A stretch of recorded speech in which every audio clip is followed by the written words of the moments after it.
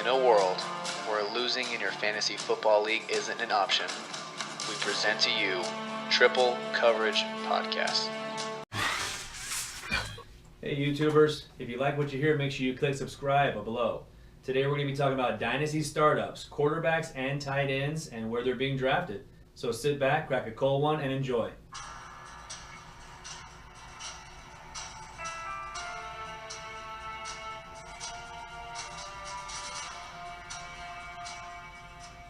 In a world where losing in your fantasy football league isn't an option, we present to you Triple Coverage Podcast.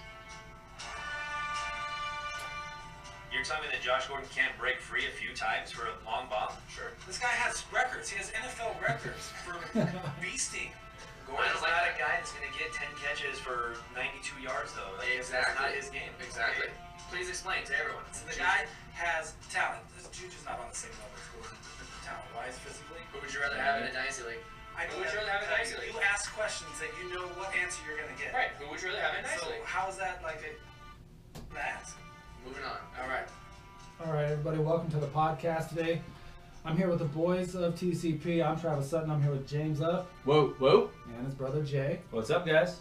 We're doing Dynasty ADP talk today, some values that we find with quarterbacks and tight ends. So who would you rather have in a Dynasty is kind of the question that we're going to answer a little bit on a few guys. I think we're going to start with James, Oh, yes. Hi. unless you guys have anything you want to get into first before we dive in. No, we'll get into some stuff on a Facebook episode, I think. Okay. So you want me to start? We'll get into some stuff later this week, Some guys. stuff. So the first name that when I went through the ADP, I looked and I tried to find, hey, who is to me either overpriced, underpriced, great value, not so great value, and a couple of names that stood out to me. First and foremost, Andrew Luck. I mean, we talked about him a couple of times. He is now throwing an actual football. I don't know if it's NFL sized yet.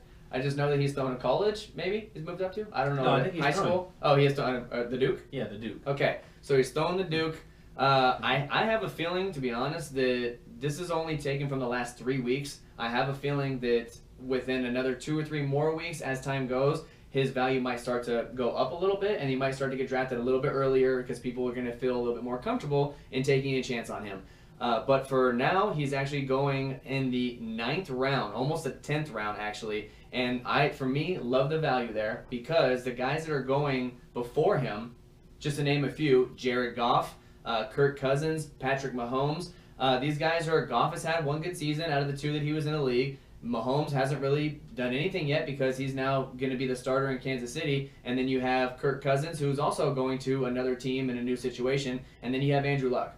So, in my opinion, I like where he landed because I think I'd rather have him over the other 3 guys because he's the only one I would take over him would be Kirk Cousins possibly. But I like Andrew Luck and I like the situation that he's in. Even though the guys around him aren't that great, they're going to be down every single game. He's going to be throwing all over the place, in my opinion.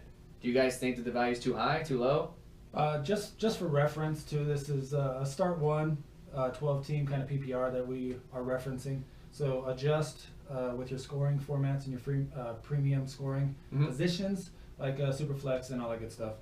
But Jay, you wanna answer that, and I'll chime in after. I think he's about right where he should be. The only people I would put him in front of is maybe Mahomes and Goff. So he's in that 8 to 10 range as far as I'm Yeah, he's concerned. actually the 10th quarterback taken as of right now. But if you look at their ADP, and we're kind of referring back to DLF, if you look at their ADP, they're all right in about the same range. They're all about like you said, like about Same the round or 2. 9th round. Yeah. Right. So it's basically just personal preference. He's 28 years old, so he still has some years left.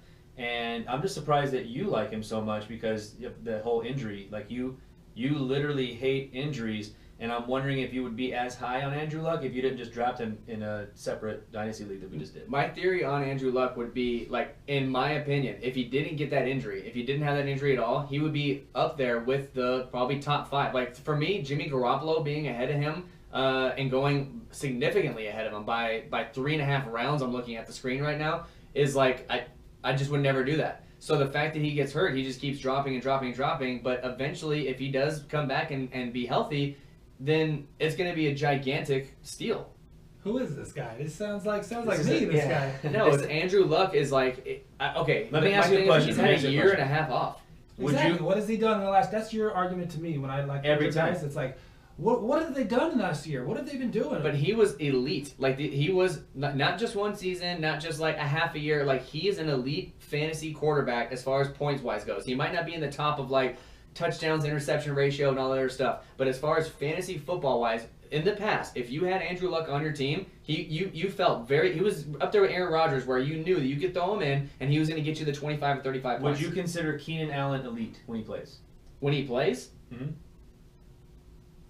Sure. Yeah. Okay, but you didn't want any part of Keenan Allen last couple Because of years. that was multiple injuries consecutive. So you like- rather have one like injury that lasts like a long, long time as opposed to like multiple injuries that last like 7 or 8 weeks each. Sure. Yeah.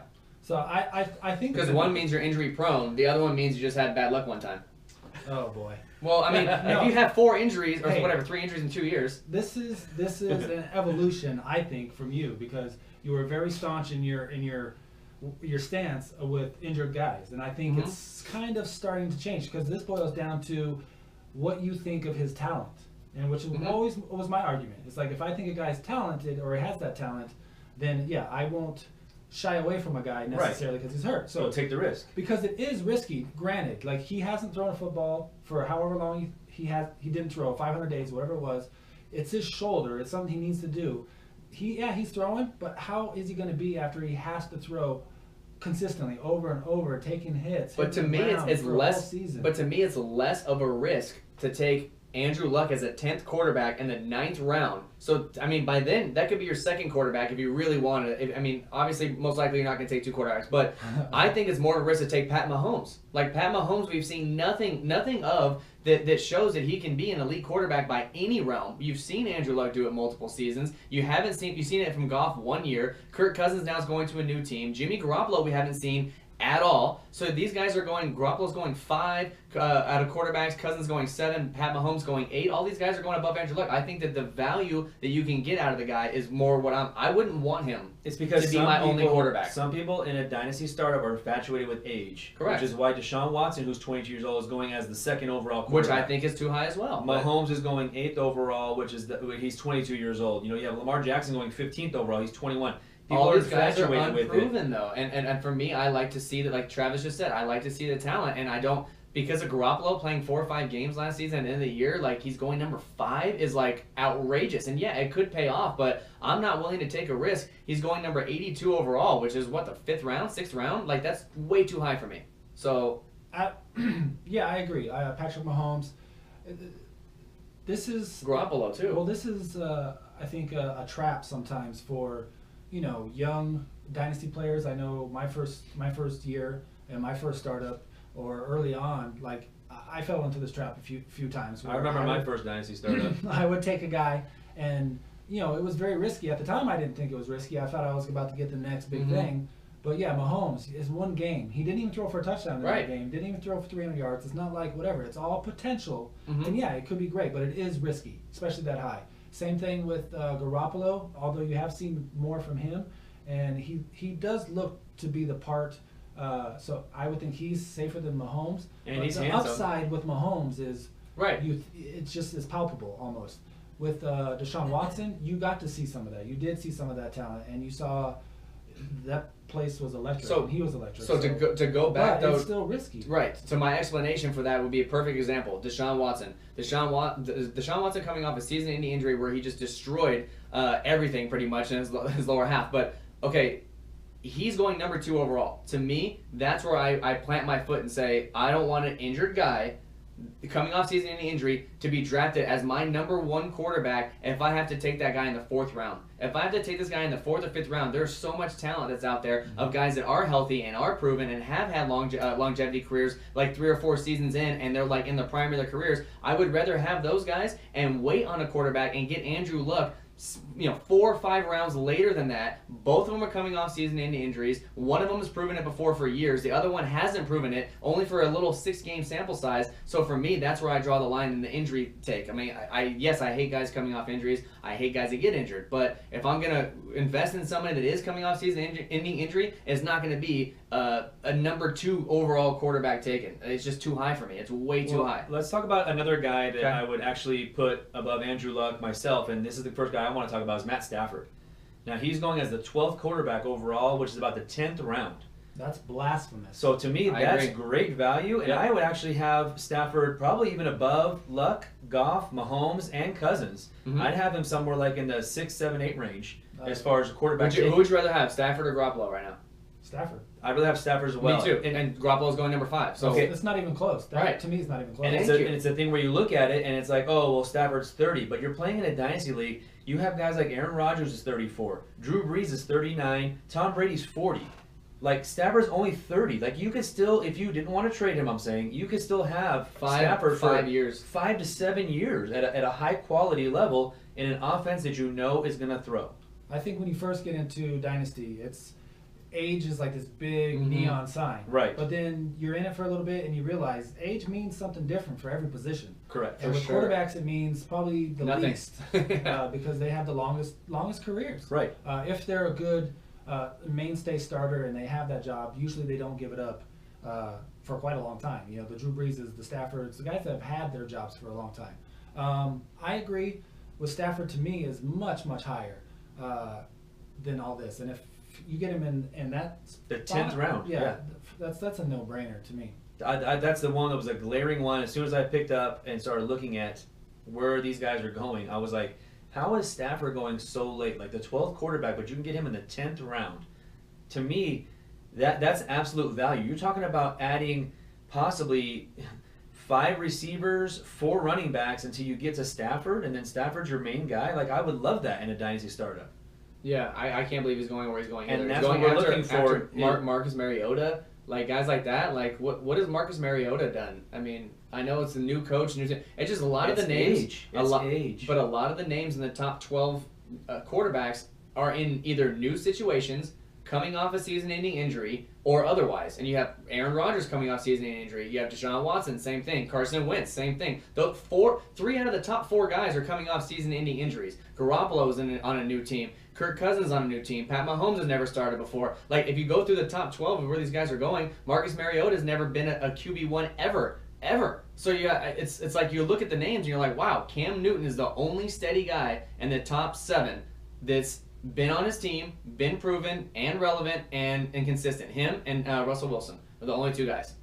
Other than that, all those names to me are kind of just names that are like the hype train's getting out of control, or like you've seen a small sample size and you're getting infatuated with the age, or like whatever the case may be. The guys are there, and that's where they're going. Like that, this is the data. I mean, they've done plenty of data on this, and this is where these guys are going. And to me, Andrew Luck and Matthew Stafford both are in very good spots to 9th, 10th round range where you can get a stud. Who do you have next?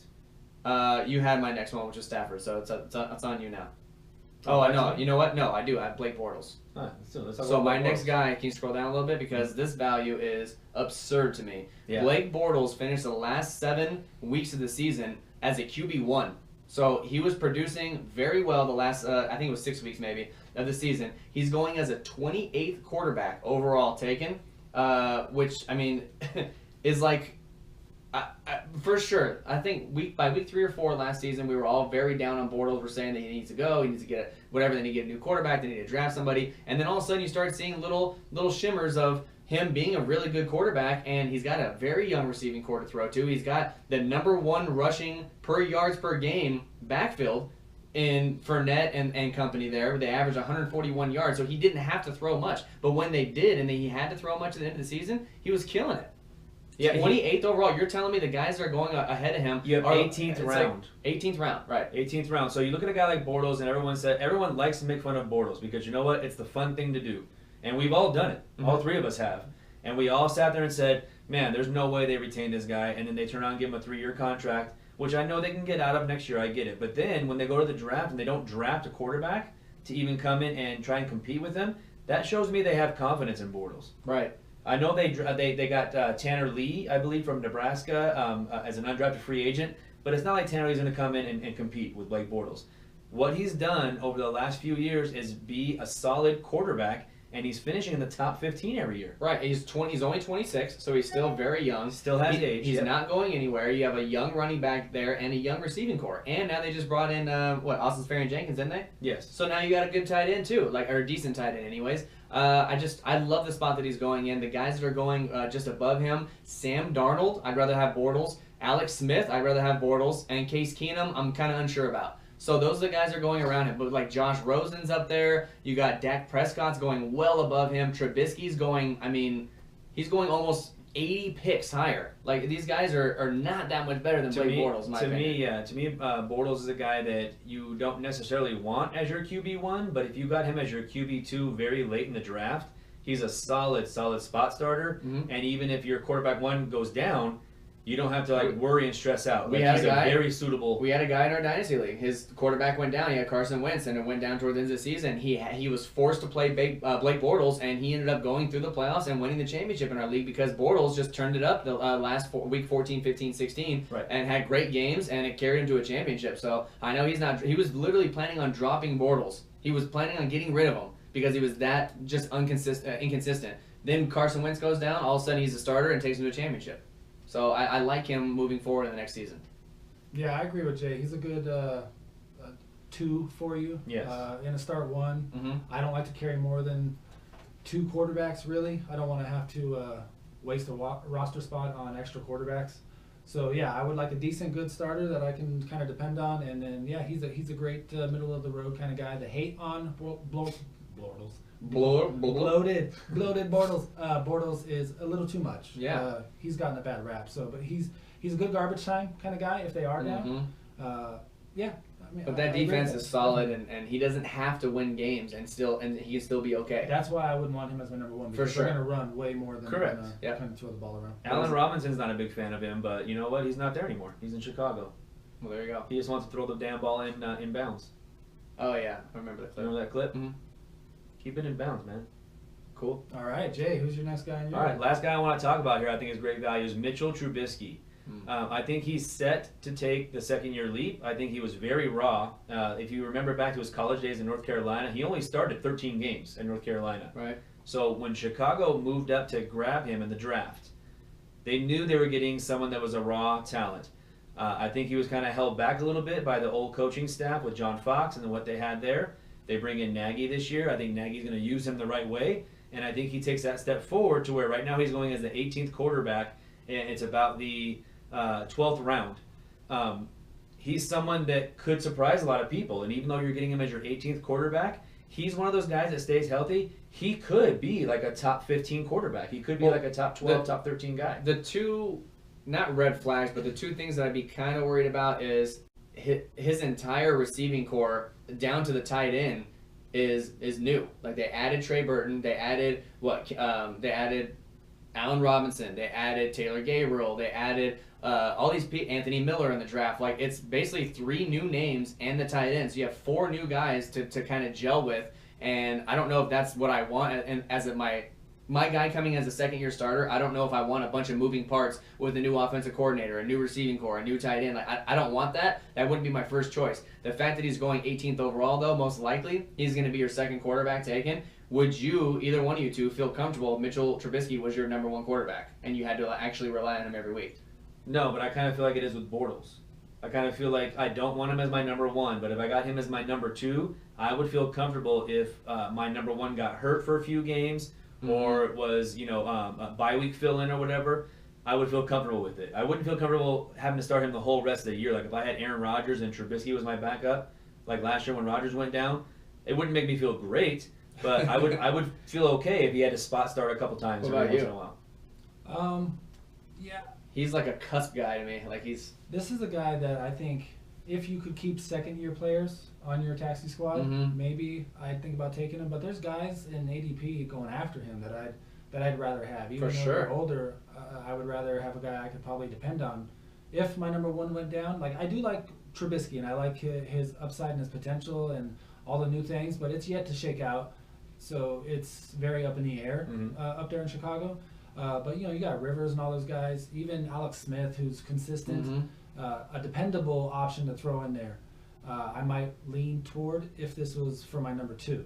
Like, Mitchell, Like I think unless you're trying to take him as your number 2, you might miss out on him. So Right. I guess if you do like him, you probably have to take him as your number 2. Right. Because of the young, the shiny kind of name, the potential, he's gonna go. Like Going- he's going before Dak. I was just gonna say. Derek Carr's and Roethlisberger's and Rivers and. But he's going. It's a tough spot. He's but going one pick after Drew Brees. Now, this is the dilemma here. This is where age does come in. Drew Brees is 39. The chances of him playing more than 2 years is very slim. It's going to be probably his last 2 years. If anything, he plays one more after that, but I don't see that happening. So he plays till he's 41. So now you're in your dynasty startup. Okay, you already have your QB1, let's say, and now Drew Brees is on the board and Mitchell Trubisky's on the board.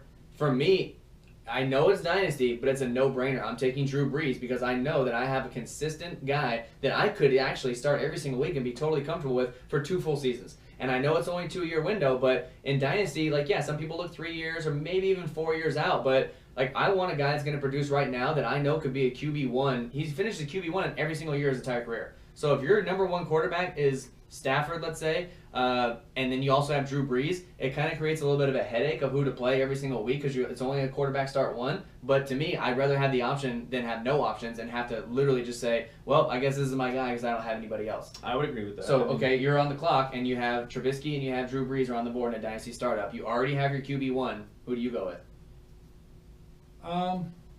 Yeah, I guess I don't know. I really don't know. Maybe it in a depends. start 1, it kind of depends. But how I would draft is I would probably be punting on quarterback, and I would probably want to grab my QB1 around this area, and grab Drew Brees, and then later on I could still grab somebody that's Eli Manning even later, and still have like Drew Brees and Eli Manning, and deal with getting a younger quarterback off the waiver wire or throughout the year or in the next rookie draft. That's probably how I would approach it because I like to, in a start 1, they don't mean as much. I mean, yeah, it's nice to have that Tom Brady on your team and that Stafford on your team, but earlier in the rounds, I would probably rather take a positional player, running back or a wide receiver. That seems to be all 3 of our MOs is to wait on a quarterback as long as you can. We just had our first Superflex league that we just did, and we found very fast that you cannot wait for a quarterback. It's a completely different game when when you can start 2 of them. It's a completely different animal for sure. Yeah, most teams are trying to carry like 4 minimum. I would love to have 4. Yeah, if you had 3 starters, you're in a great situation right now because you're going to get a ton for that quarterback as soon as one of these guys gets hurt. I mean, 4 or 5 quarterbacks got hurt for the season last year with the Rodgers and the Watsons and the so on and so forth. If 2 or 3 of those guys go down again this year, any 3 of those guys, people are going to be hurting for quarterbacks and they're going to be overpaying, and that's when you're going to start cleaning house when you hold on to that extra guy or 2 that's a starter. And somebody else doesn't have a backup. I think that's very dangerous. I think that's when you don't sell. That should just prove to you that you need that depth in a super flex. You just let the guy sink. What do I care about? Yeah, I don't care about it. Well, I'm saying, or you wouldn't accept a ridiculous offer of 2 first-round picks and like a solid wide receiver. I mean, if he's willing to give me the moon and the stars, then yeah. But I'm not gonna just sell it just to sell it. Okay. Because I would rather just be able to mow over guys who are hurting at that position. Damn, you're savage, bro. I know. Hey man, it's all about championships. Step on their throat while you're walking by. That's right. Well, hey, it happens. Kick them while they're down. You want to move on to tight end? Let's move on to tight ends. Jay, we're gonna go with you. You got 3 guys. Pick any of the 3 that you want to talk about first. Let's do Trey Burton because I pumped up the 2 quarterbacks that I talked about and I said how they were great value. To me, Trey Burton is too high of a value. Ooh. I think he's overvalued. Right now, he is going overrated. The 8th round. He's going as the 8th round, and he's the 8th tight end ranked. To me, for a guy that's only shown a couple of games of flash, to me that's just too high. And they have 2 tight ends in Chicago. The Bears just brought him in. I think it was a 3-year deal. They drafted Adam Shaheen last year. They got a whole bunch of shiny new toys for Mitchell Trubisky. It's Nagy coming from Kansas City, and he had Kelsey, and this is the pass-catching tight end. So now this guy's Kelsey, right? Now he's Kelsey? Trey Burton is? I think he's Kelsey, but the coach that used Kelsey in some of the ways that he was used, and we all know how he was used very well on offense, that's the narrative. Like, he's going to slide into a role where he's going to be used a lot in the receptions. I would agree with that if it was set up the same way, but the team is not set up the same way. Like, they have Jordan Howard, who doesn't really catch a lot of passes. Last year they had Kareem Hunt, who did catch passes. You have Tariq Cohen. Okay. But Hunt came out a lot on 3rd downs for other guys. So that's because of pass protection, not because he couldn't catch. whether he could catch or not, they used more than one running back, and they have a running back that can catch up there. So I mean, they could pull Howard and use Cohen. Okay, but in Kansas City, they didn't have two tight ends. They had, Demetrius Harris was the backup to Travis Kelce. Here they have Adam Shaheen. Okay. And the wide receiver crew was not as good. They had, last year in Kansas City, they had Tyreek Hill. That was it. Here they have Allen Robinson, who they added. They have Anthony Miller, who they added through the draft. They have Taylor Gabriel, who they added. They had, obviously the guys that laid over aren't worth a whole heck of a lot, but they have other toys for Mitchell Trubisky to throw to. It's not just Travis Kelce. Yeah, like but Kelce was getting the number one corner pretty much every single game, either number one or number two, because and that's my double teamed point. every single game. Kelce was the number one option in Kansas City. But you can't, right? You can't double team Trey Burton. Is Burton the number one option in Chicago? No. Is anybody expecting him to be the number one option? Yeah, people are drafting him like he's the number one option. Yes. No, they're not. The 8th tight end. Allen They're drafting Robinson. as a tight end 1. They're drafting Trey Burton as a tight end 1 right now. Okay. How many tight ends are good? Like, number 8. Look who's going ahead of him. Kelce, Gronkowski, Ingram, Ertz, Njoku, Hunter Henry, who just had a season-ending injury, and Jimmy Graham. I mean, if you look at who's going after Trey Burton, it's not that outlandish that he's going ahead of them. O.J. Howard, Kyle Rudolph, okay, maybe. Greg Olson's getting old now. He's 33. Gesicki hasn't done anything. The only guy I'm seeing that's behind him that I would take a chance on is Kittle. That's it. Like, I do agree that it's high, that it's higher. Yes. I'm just trying to bring in the narrative as to why it's high, and I don't necessarily buy into it fully, that he's going to be uberly used like Kelce was in Kansas City. Like, But even 75% of that. Granted, it's not going to be Kelce. It's not Kelce. Okay, obviously. but It's not the 70. same. If But he gets it is 70% similar of that, because it's right? an offensive Guy. kind of guy. The coach or whatever is going to use different pieces, and that's his role. He's not going to block. He's not going to be doing all these kind of things. And some of those other tight ends in Kansas City, like Demetrius Harris or whatever, I'm sure they were in on plays, but yeah, they're not the focal point of getting stuff. Maybe they're out there blocking. So maybe Shaheen is going to be, they got Shaheen there, but is he going to be the main tight end catching receptions? No. Or is it going to be Burton? Well, to me, the hype train has gotten out of control. To sum it up, none of us in this room would draft him where he's going. But I could see him finishing as a tight end 1 easily in this upcoming season. And that doesn't have to mean that if he finishes tight end 1, like number 10 or number 8 overall, that's probably like 50 catches and like 600 yards and whatever, 5 touchdowns. He doesn't have to have an outlandishly great season for him to be a tight end 1. So the fact that he's going at number 8, it's alarming to me that where he's going in the draft, more so as going tight end number 8. I mean, he's going in the what round, you said? He's going in the 8th round. Okay, early 8th. So again, none of us in this room would own him because he's going too high, but that doesn't mean I don't think he's going to finish as a tight end 1. I think he easily can. I just don't prefer to take tight ends that early. Yeah, usually. This is a start 1 tight end, so there's no premium or Right. anything like that. So I agree. This is another position like quarterback that I think most of us, unless you're just going to take a stab early and get Kelce's and get Gronkowski's, Or Ertz, and that's it. you pretty much punt on the tight end until a lot later than the 8th round, in my opinion. For So that's what I'm saying. I don't 8th think round any is of us- way too early. Yes, I agree that it's early. I do think there is a chance that he can be productive. I don't know how high his ceiling is. I Right. don't think it's that high. But it's a risky pick. He's a converted wide receiver too. So I mean, he can catch and all that kind of stuff. And the hype train has gotten out of control, and the narrative is a little too much, I think, on Trey Burton.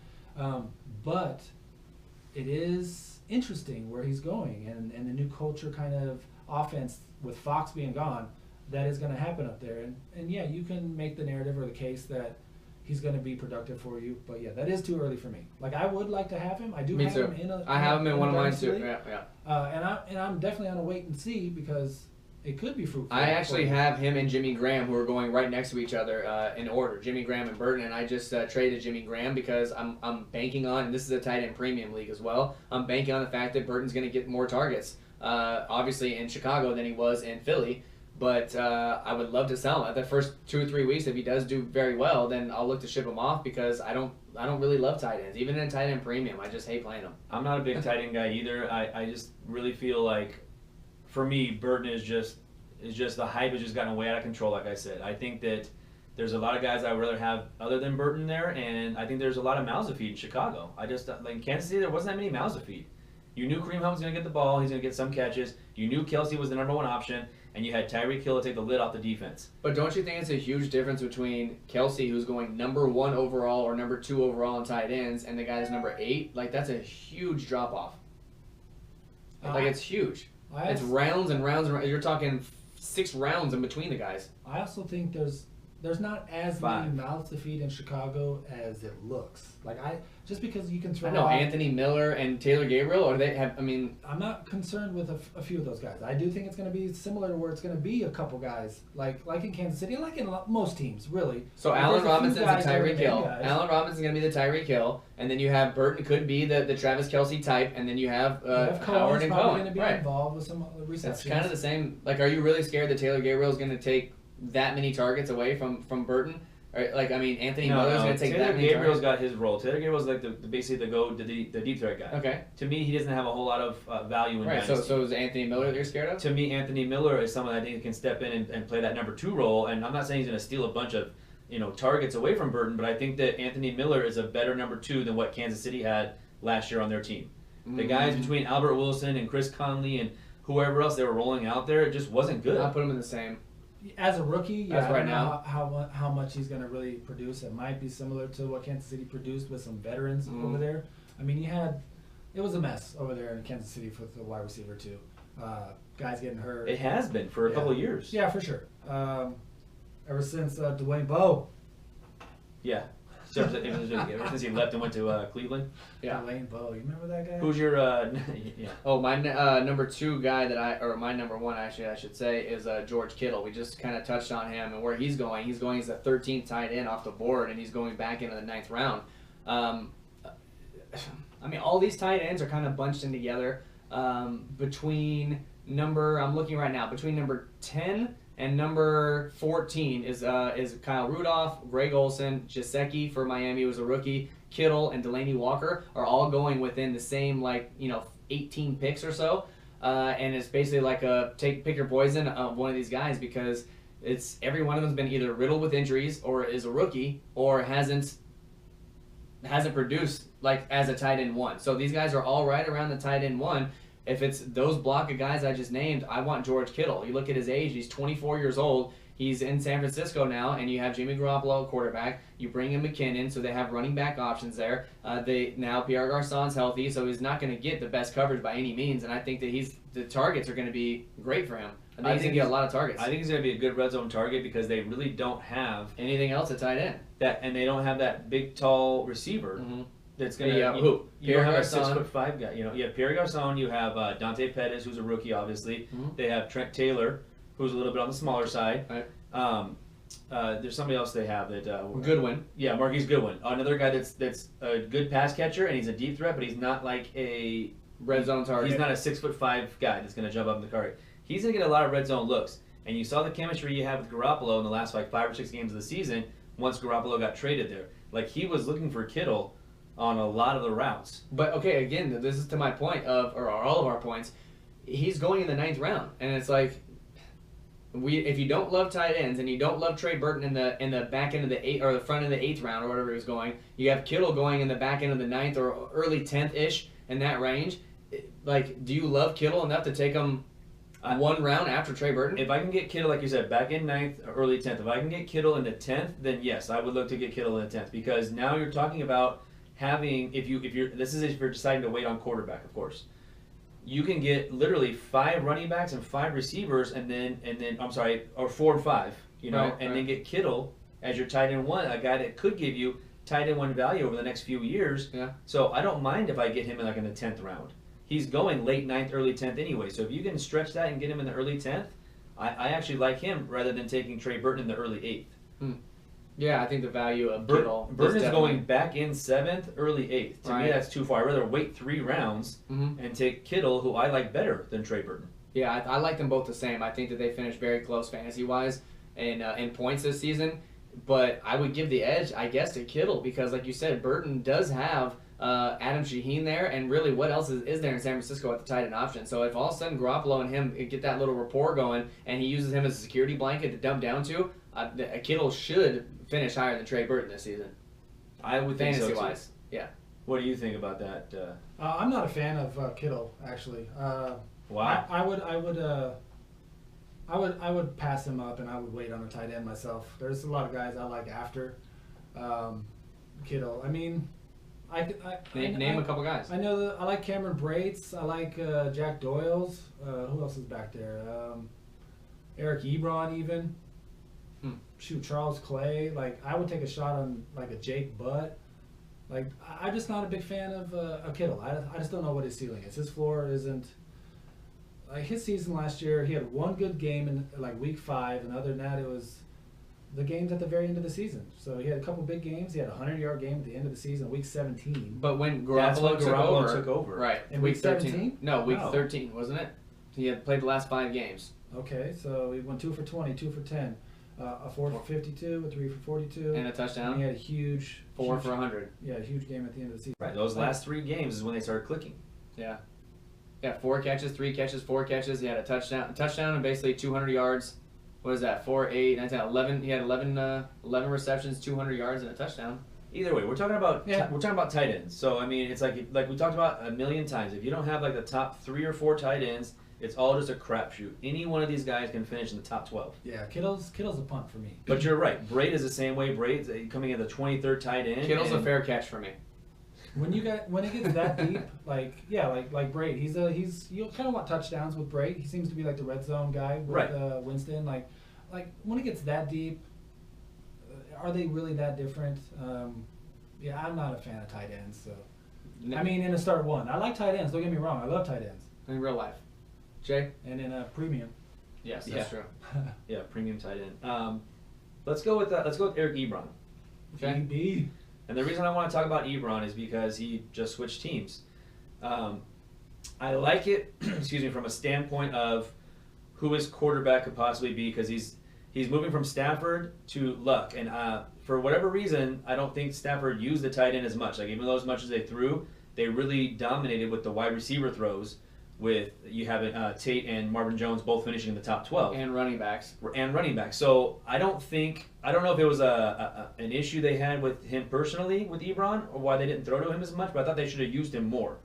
Well, I thought that we still had him signed, and like he was an unrestricted free agent, and we could have kept him this season. And Right. when they let him go, my first thought was, wow, like he just started clicking. The last like 3 weeks or 4 weeks of the season, he actually produced a little bit, and he's only 25 years old. He was still on his rookie contract. And when they let him go, I was like, okay, maybe they have something else in mind. I guess we're going to take a tight end in the draft, or maybe one of the free agent tight ends over there, and we didn't. We took picked Luke up Wilson. Luke Wilson and Toilolo, who was a blocking tight end. So it's like, I don't That's feel why comfortable there at all. Was he not? That's why I said, did he not click with Stafford, or was it like a character issue or something like that? Because I think he has a lot of talent, and I think he was just coming into his own this last year. But look at the last, Travis just pulled it up right now. The last like 5 weeks, he goes 4 for 38, 10 for 94, 5 for 33 and a touchdown, 5 for 83 and a touchdown, and the last week he had 1 catch for 9 yards. So 4 out of those last 5 weeks, he was easily a tight end 1, easily. And then you just let him go, and then don't get anything in return for him. You don't trade him. You just let him go. And I was like, okay, I don't know what we were doing there. Right. So he moves on to Indianapolis, and love it. He's being taken as a 17th tight end, and this is a guy Like, I really feel that you're getting him as a 17th tight end. He could definitely finish in the top 8. I agree. And you know what, though? Like, I know they have Jack Doyle there, but there's nothing there. It's T.Y. Hilton and then just nothing. Chester Rogers, Ryan Grant. The backfield's kind of a two mess. rookies they just brought Yeah, in, but 2 they're rookies, so Font- they may take a little while. Fountain and Kane. Kane. It's like, there's nothing to me there that screams out a red zone target. And you have Eric Ebron in a red zone when you have Indianapolis, who has a weak running game. If they get inside the 10-yard line, it's not a guarantee they're going to be running that ball. They're going to be trying to throw that ball to Eric Ebron, and they're going to, because you're not going to be able to run much. But here's the thing that kind of, the only red flag for me, because I like Ebron a lot this year, the only red flag is that they already have Jack Doyle, who was a top 12 tight end last year. Like, he didn't get injured. He is still under contract, and he's still going to be there. So do they run more 2 tight end sets, or do they kind of split the difference? Like, that's the only thing that worries Ebron's me. not a blocking tight end. Like, we can agree to that. But Agreed. I don't know if Jack Doyle is either. I think Doyle can block, but Right. they did use him on a lot of pass routes. Doyle had 80 catches last year. Right. I mean, So he had over 100 targets. to me, that's not blocking either. So that's the only red flag it raises to me, because I like Ebron's talent, and I think he will get his own. But they lost Moncrief, who was, I mean, the red zone guy-ish, with Jacoby Brissett and who else is there. I mean, obviously it was a mess last season. Andrew Luck wasn't there. Brissett did an okay job, I guess, with what he had. but now you put Andrew Luck back in there, and I think that it's after T.Y. Hilton, for target-wise, it should go Ebron and Jack Doyle should get the next two, however that shakes down. So if you're telling me that Ebron's going to get even 80 or 90 targets, I'll take that all day because I think he'll have more touchdowns than Doyle. Doyle might get more receptions at the end of the season, maybe even more yards, but I think fantasy points-wise, Eric Ebron beats out Jack Doyle. But I just like both those options. It's for where they're going. Yeah, I mean, Like- I agree with Jay. That's going to be tough because they might cannibalize each other a little Mhm. bit. Like, how is Indianapolis going to use two tight ends? Are they going to be on the field together a lot? Right. If Andrew I Luck think is the so quarterback, because of the running game is so like the offensive but if line they're is. not blockers. But if the offensive line's, yeah, I know, but yeah, that's the problem. yeah. If they use two tight ends, I don't know what Indy's going to do. I haven't really looked into it too much, how often they use two tight ends. But if, all things considered, if they do use two tight ends and Andrew Luck is back, I think both of these guys could eat fairly well. But if it's like, one guy's in for this series and these plays or in this situation, I think they're going to cannibalize each other. I think they both have talent. Jack Doyle's no Right. slouch either. That's what I mean. That's why I was surprised that they went out and got Ebron. They didn't go out and get a blocking tight end. They went out and got another receiving tight end, and that's what there's was no funny. other options there. Because if you It's tell T.Y. me- Hilton, that's it. But if you tell me that Luck is going to throw 10 touchdowns to the tight end position, like is it Ebron's is getting it 5-5 7. or is it going to be 7-3? And now 7. Doyle takes a big step back. Is Doyle going to be the guy that gets 70 receptions and Ebron's just getting touchdowns? How many touchdowns did Doyle have last season? You said he had They 100. both had 4. So Doyle stays the same at 4, and Ebron gets to 6 or 7. I mean, in my opinion, anyways. If it's red zone targets, you're throwing it to Eric Ebron. I don't know. I mean, even in Detroit last year, who was the other tight end that all of a sudden was getting receptions and touchdowns in the red zone? And it wasn't Ebron. I can't remember his name off the top of my head. But he had that one game where he had like 2 or 3 touchdowns. The other tight end. Yeah. Yeah. Go ahead. Okay. Ebron was with a better quarterback I can't think of his than name. Brissett last year, and he only had 4 touchdowns. So we always say he's a red zone threat, but it doesn't show up necessarily. So I don't. Maybe Detroit knows something about Ebron, or maybe they just don't want to pay him because he was a first-round pick. Right. And all He that. was like 10th overall. Yeah, I was 10th taking, overall. which is like, Yeah, and, which to is- me, they didn't give him that. Like, even though he was on the team for his full rookie deal, I never felt like they used him correctly. I Who think did they pass up and take Ebron over? Odell Beckham. Yeah. Oh, That that was, was that was a crazy. complete just Yeah, threw a that's- dart at the board. That's Damn. for real. Can you imagine having Odell Beckham? and- Well, the funny and thing Tate? about it is we went receiver 5 years in a row or 4 years in a row, and then we Missed. finally decided to go against receiver. And we're like, we're gonna take a tight end this time, and that's when Odell Beckham comes out. Like, this is what's tough about being a Detroit Lions fan. It's just very tough. You wonder like what sometimes they're thinking. So I don't. Just real quick off topic. Is it going to be the same thing with passing up like Darius Geis and then taking? Dude, they traded up to get carry on. So obviously it wasn't like they stick and picked. They traded up to get carry on. So clearly they see something They there like that him. yeah, exactly. We're at almost 43 minutes. You want to get through one more at Okay, least? we got one Yeah. left. Okay, What do we let's do this one then. Austin Safarian Oh. Jenkins. Mhm. Good too. So Austin Safarian Jenkins, he's 25 years old. He's going as tight end number 20 overall, which is the 13th round. We just talked about Blake Bortles, and we thought, or at least I thought, that Blake Bortles uses his tight end somewhat, but hasn't really had a decent tight end. He's had like Mercedes Lewis and a bunch of guys. Austin Safarian Jenkins finally came on a little bit last season, and when he's healthy, I think it's a good option for him to have because he's a gigantic target. And wasn't it Safarian Jenkins had 2 different times where he was going across the goal line and fumbled both times Last year. And it was so two more touchdowns that he should have had that he didn't. Yeah, 'cause I owned him, and one of them screwed me that week. I mean, it was He would have had 5 touchdowns instead of 3. correct, Correct. which is not bad. I mean, He so only had 357 yards. 50 catches, all right. Yeah. He was not ever a guy, though, when he was in Tampa, and they drafted him in Tampa, he was never a guy that they questioned his talent. They questioned his immaturity. And this is the guy that was getting in off-season Well, trouble. He liked to dip into the sauce a little bit. Correct. Yeah. And they couldn't get him straight. And so Tampa Bay finally gave up on him. And I thought he kind of resurrected his career a little bit in New York. Yeah. With what they had in New York, I thought he had a great season, to the Jet standards anyways. And then he moves on to the Jaguars, who we talked about last year as one of the main things they're missing is a decent tight end. But see, he tailed off towards the end. We're looking at his stats right now as we're talking, and the first few weeks, he didn't play the first 2 weeks. Okay, so let's keep that in mind. But when he did play week 3 on, he had 5 catches for 31, 4 catches for 46, 6 catches for 29 yards and a touchdown, then 8 catches, another touchdown, 3 catches and another touchdown. So 3 consecutive weeks he had a touchdown, and that he had was all his touchdowns. and that was it. And then after that, after the bye week, it took a huge drop off. 2 catches, 1, 2, 4. It's like, and then he didn't play. I would like to look in a little bit deeper because I can't remember offhand what was going on with the Jets. Like, Mhm. did he get banged up at all last year? A little Well, bit? he missed 3 games total. 2 at the beginning of the season, and week Right. 17 he didn't play as well. So I mean, after the bye. if you extrapolate that, you're looking at he's going to have about 60-ish catches, probably 4 or 5 touchdowns, and 400 something yards. So that for me is pretty decent. Nice math. Boop, boop, beep, Right. boop, boop. Beep beep boop boop. I'm just saying he's gonna have 60. If my tight end's getting that I'm drafting in the 18th round is getting me 60 catches and 400 yards, 5 touchdowns, I'm ecstatic. That's a solid tight end. Well, Yeah. he's another guy that could The finish in the tightest. top 12, and you're getting him as a 20th tight end. Right. I think I'd be willing to make a wall bet on this if he does finish as a tight end 1 this season. It'll be a back end tight end. You have the Jacksonville Jaguars are all about ball control, having the defense make stops and running the ball and making short, precise passes. You're not going to have Bortles throwing all over the field because they're not going to be down a bunch of games, in my opinion. So you have a great secondary there. It's going to be clock management, dump off passes, secure, safe, fair but firm passes to the tight end and the wide receiving core that they have there.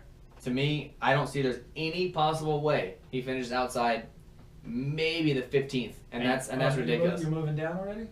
No, I'm saying I'm secure saying top 12, but if he doesn't for some reason because he gets hurt or misses a couple of games, he'll still finish as a top 15. I like him in the top 12 too. You're talking about getting Damn him it. in the Damn it. 13th round. Damn it. Do you want it? Yeah. Wall I'll take bet? it. Wall Yeah. bet? Give me Okay. that wall bet, baby. This might be our first wall bet of the year. ASJ, yeah, I think it is the first one. ASJ. ASJ will not finish as a top 12 tight end. I love tight end wall bets. And I said he will finish as a They're tight so significant. end 1. Finishes top 12 What are we going to do with with Scoop Senior. punishments here? We got to have some punishments for wall bets. Dude, I'm all about the punishments. You guys are the ones that are a little up in the air about the punishments. Oh, I don't want to get hurt, or I don't want to, whatever. I don't want to drink something gross. Like you I guys want are to get hurt. I brought up the shot collar, and you guys act like I was like The shot collar? electrocuting you He for didn't say death. shot collar. He said shock. Yeah, like a dog shock collar. And you have to wear it for like a segment, and the person that won the bet gets to control it, and the person that lost the bet got to sit through the segment and talk through the shock collar. Would that not be funny? I mean, would that not be? It would be funny. You don't as have long to as you're crank the it one up. holding the button. Well, you wouldn't have to crank it up to where the guy's like having a seizure. Just just a little zap. It's not. Why wouldn't we just get a taser? Let's tase somebody. Taser's a little. I'm okay with that, I guess, if you want, but I mean, it'd be dangerous to fall here. But But tase you like in the middle of an episode. Yeah, right, side by side, like this. You can't even Mid-sentence. you just keep turning it on and like teasing you away. can't even see under the table. You're just like this, poking the whole Oh time. god, It's right like, here "Ah!" on your leg. No, because you could pass out from that. A shot collar is just like a little zap, and it's like more annoying. You know? Why, do you own one? Like, how do you know? No, I was at Walmart and I was looking for them last season. But how do you know it's just a little? I read up on them. I read up on the Google. You can Have you change seen it. the setup in his bedroom, bro? Yeah, yeah. Have you seen he have a red Sydney's? room? Have you seen Sydney's Sydney's closet? You have a red room or something? King City. Maybe. Okay. I just think 50 that. Shades of James. I just think that'd be funny. But you It guys would be have to. kinda You funny. guys have to agree to it. I'm not gonna bring it in and go buy it and spend my money on it, and then you guys don't use it. So if you have any ideas out there, YouTube or people that are listening on iTunes, give us some examples that won't necessarily put us in a hospital Or a coma. Or a coma. Yeah, I don't want that. Crippled. Yeah, but like for me, the worst punishment is eating or drinking something that You is shouldn't have said that. gross. No, I just won't do that. Oh. Well, unless you guys Just are on won't. board, I guess. I'm not gonna drink something that's gonna make me throw up. No, because I don't think anyone wants to see us throw up on TV. What do about they? like having to do like a cement mixer? Shot. What's that? What is it? A cement mixer? I don't even know what that is. You know what a cement mixer is? Is that the one where you everything you wipe up from the? Oh, the bar? hell no! I would not do that. Wring no, the no, towel no, out? no. You never heard of a cement mixer? Okay, No, this was we're my, not from Minnesota. No, this was actually learned. I'm not a Redskin fan. in my short stint at bartending school here in Las Vegas. We didn't go to bartending Um, school. Nice plug. Go ahead. You like that? Las Vegas bartending school. Try it out. It's you get like a round of shots for your friends, and there's the one guy who, or it's their birthday or whatever it is. But it's like I think it's like Bailey's. Okay, I can do that. And because it's got cream, it's like Okay. a cream kind of liqueur, and you put a little bit of lime juice in it. And what that does is it curdles the cream. No. So everybody, you tell everybody it's a cement mixer. So the idea is to take the shot thinking about and like mix it in your mouth. Because it's gonna taste like as soon curdled as you milk. start to swish it in your mouth, it like clumps up. Ew. But you're the only one that has it, and everybody else is like, Oh, look I at gotcha. that." I gotcha. So you don't know. Yeah. So that one person doesn't know that. That's the cement mixer. It's just Bailey's and lime. Yeah, because usually at the bar they got lime juice in the back. You know. We have some downstairs. Let's try it out, bro. I don't know if I have Bailey's, but I mean, for me it's more the texture of like for whatever reason I can eat oysters, which is very like slimy and like whatever. But like the curdled milk, something must have happened to me when I was a kid, and I don't remember what it was. No, it did. It was a strawberry milk with the. I remember that. I was trying not to bring that as disgusting. Like it ruined milk for me forever, and I just can't. Like anytime I see milk, I just get that weird feeling. Even when I eat cereal, I have to make sure that all the milk is out of the spoon before I eat the cereal because it's nasty. Really? So I don't drink milk at all either. So curdled milk to me would just be like just the worst. the taste or the what do you call it? The feel of it. You know, it would make me probably throw up. Gets you right in the swallows. Yeah, I don't want any swallows. All right, we're at 50 minutes. You guys ready to crack one? Let's Yeah, crack let's it. crack All right. I don't know if I could do that. But that sounds funny if all three of us had it